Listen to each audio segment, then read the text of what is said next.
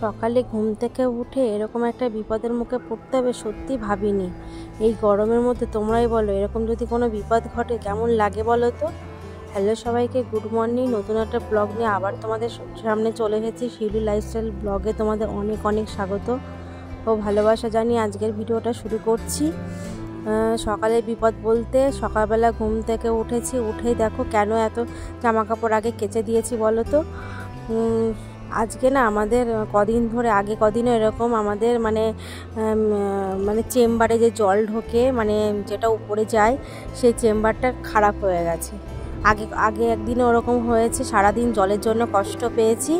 আজকে সকালবেলা ঘুম থেকে উঠে দেখি চেম্বারে জল নেই, তো খুবই কষ্ট। বাইরে টাইম কল থেকে জল এনে এনে কাজ করতে হচ্ছে। তো তাই ভাবলাম তাড়াতাড়ি করে কাজগুলো সেরে নিই। তো এদিকে জামা কাপড় মেলে দিলাম, ব্যালকনিতে শুকিয়ে যাবে যা রোদ্দুর। তারপরে দেখো চলে আসলাম কিচেনে, আর বাসি সমস্ত কাজ সব রেডি হয়ে গেছে, তাড়াতাড়ি করে নিয়েছি। আর এইদিকে দেখো মেয়ের জন্য টক দই আর চিড়ে ভিজিয়ে গরমের মধ্যে এটাই দেবো সকালবেলা ওকে খেতে। মেয়ে ব্রাশ করা হয়ে গেছে, হালকা একটু চিনি দিয়ে দিলাম, দিয়ে ওকে এদিকে খেতে দিয়ে দেবো। তাড়াতাড়ি করে রান্না করব, কারণ জলের ভীষণ কষ্ট। আর এদিকে বাইরে কিন্তু রাস্তায় ওই মাটি খুঁড়ে দেখছে আর কি, পাইপে কোনো সমস্যা আছে কিনা, লোক এসছে আর কি, মিস্ত্রি, কলের মিস্ত্রি। তারপরে দেখো এদিকে মেয়েকে খেতে দিয়ে চলে এসেছি এদিকে বেডশিট, কারণ ওরা ঘুমাচ্ছিল, হাজব্যান্ড মেয়ে ঘুমাচ্ছিল বলে আর বিছনাটা তুলতে পারিনি। তা ওইদিকে ওরা উঠে গেছে বলে আমি এদিকে বিছনাটা তুলতে চলে আসলাম। আর তোমরা জানো এসিতে ঘুমাই এখন, ওই জন্য এখন আমরা উপরেই ঘুমাই, উপরে যেহেতু এসি আছে মেয়ের ঘরে। এদিকে আমি দেখো বেডশিটটাও আমি কালকেই দেখো চেঞ্জ করেছি, তোমরা আগের ভিডিওতে দেখেছো। তো এদিকে দেখো আমার বেডশিটটা চেঞ্জ করা হয়ে গেল। আর এদিকে মেয়ে কি রান্নাঘরে খাচ্ছে। আর এদিকে দেখো আমার সমস্ত জামা কাপড়গুলো গোছানো থাকে, তবুও যেদিন মেয়ে আর হাজব্যান্ড দুজনে বাড়ি থাকে সেদিন আমার গোছানো জিনিস অগোছালো করে দেয়। তো এইদিকে দেখো জামা কাপড়গুলো আমার আলনাটা পুরো কমপ্লিট। তারপর এদিকে রান্নাঘরে চলে আসলাম। এদিকে দেখো বরমশাই আমার হাজব্যান্ড ওইদিকে ছাতু করছে আমার আর ওর জন্য, দুজনার জন্য।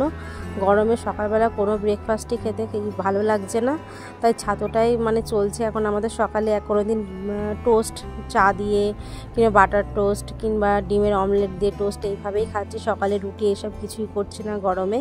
তো ছাতুটাই দেখো বেস্ট মনে হচ্ছে গরমে। আর এটা খেলে না পেটটা অনেকক্ষণ ভরা থাকে, আর সত্যি অনেকটা পেটটা ঠান্ডা থাকে আর কি ছাতুতে। তো এদিকে দেখো ছাতুটা খাচ্ছি, আর মেয়ে এদিকে খেয়ে ওই ঘরে পড়তে বসে গেছে, ও পড়াশোনা করছে, আর আমি এদিকে কাজ করব। এদিকে জলের এত সমস্যা, কিছুই ভালো লাগছে না। সংসারে সব জল ছাড়া কোনো কাজ হয় বলো। এদিকে দেখো বরের জন্য মেনু হবে স্পেশাল দুপুরে চিংড়ি মাছের ভাপা করবো। আর এদিকে মাছের মাথাগুলো গুছিয়ে রেখে দিয়েছে, যেদিন সময় পাবো বেটে দেবো, কারণ ও বাটা খেতে খুব ভালোবাসে। আর এদিকে দেখো টিফিন কৌটোর মধ্যে সমস্ত মশলা দিয়ে, সর্ষে, এইগুলো দিয়ে ম্যারিনেট করা হয়ে গেছে। এখন দেখছি বড় বাটিতে তো হাঁড়ির মধ্যে ধরবে না, তাই জন্য ছোট বাটিতেই দিতে হবে। তো বরের স্পেশাল এটাই হবে। আর আমাদের জন্য হবে স্পেশাল দুপুরে মেনু কি বলো তো, চিকেন, যেহেতু আমি আর মেয়ে চিকেন প্রচণ্ড খেতে ভালোবাসি। আর এদিকে দেখো ভাতের মধ্যে দেখো হয়ে গেছে চিংড়ি ভাপাটার, কত সুন্দর হয়েছে দেখতে পাচ্ছ। আর খেতেও দেখে যতটা ভালো লাগছে, খেতেও তো আরও সুন্দরই লাগবে। তো এদিকে ভাত আর চিংড়ি মাছের ভাপাটাও এদিকে হয়ে গেল। আর এদিকে দেখো আমাদের চিকেন হবে, যার জন্য দেখো সমস্ত মশলা সমস্ত কিছু কেটে রেডি করা হয়ে গেছে। আর এখন বসিয়ে দেবো। আর বরমশাই কিন্তু নিচ থেকে জল নিয়ে এসে বাথরুমে রাখছে, সমস্ত গাবলায় ভরে ভরে রাখছে। আমি এদিকে রান্নাটা করে নিচ্ছি। আর কি জানো তো, আগে একবার এরকম সমস্যা হয়েছিল, পাশের বাড়ি কাকিমার বাড়ির থেকে জল টেনে টেনে নিয়ে আসতে হচ্ছিল। যে বাথরুমে পর্যন্ত জল নেই, পুজো করব, সেই পুজোর বাসন মাজা ঠাকুরের জল পর্যন্ত নেই, পাশের বাড়ি থেকে আনতে হচ্ছিল। এত বিরক্তিকর।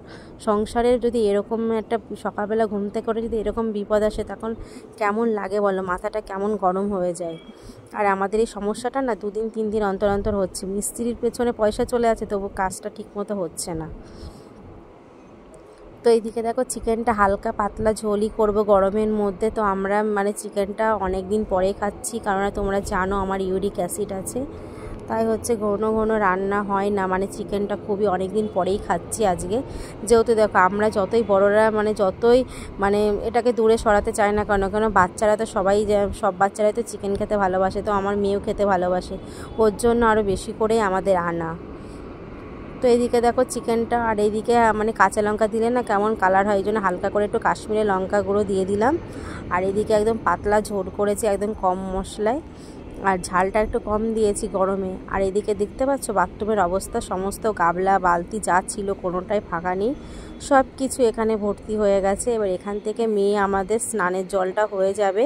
আর এদিকে রান্নাঘরে দেখো বাসন মাজার জন্য জল এটাই এরম ভরে রেখেছি, এটা দিয়ে এত বাসন তোমরাই বলো হয়। আর নিচতলা থেকে দোতলায় বলো জল টানতে কতটা কষ্ট, সেটা তোমরা ভালো করেই বুঝতে পারছো। নিচ থেকে জল টেনে নিয়ে আসা, দোতলায় নিয়ে আসা চারটিখানি কথা বলো।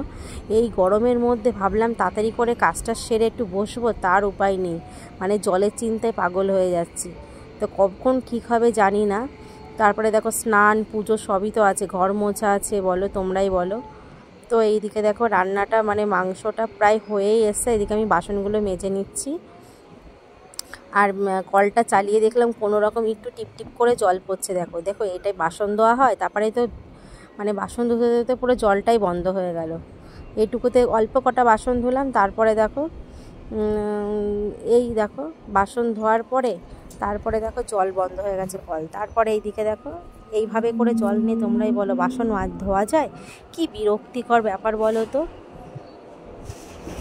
তো যাই হোক এইভাবে ম্যানেজ করতে হবে, কিছু করার নেই, মানে খারাপ হয়ে গেলে তো আর কিছু করার নেই, এটা তো নিজেদের হাতে না, তো এইভাবেই করতে হবে। তারপরে দেখো এইদিকে দেখো একটা পার্সেল এসছে আমাদের, এটা হচ্ছে আমার বড় মশাই অর্ডার করেছিল, আমরা জানি এটার কী আছে, এটা স্টিলের জলের বোতল। তো আমাদের ঘরে আমাদের 3 জনের জন্য 3টা, আমার মেয়ের আর আমার বড় মশাইয়ের।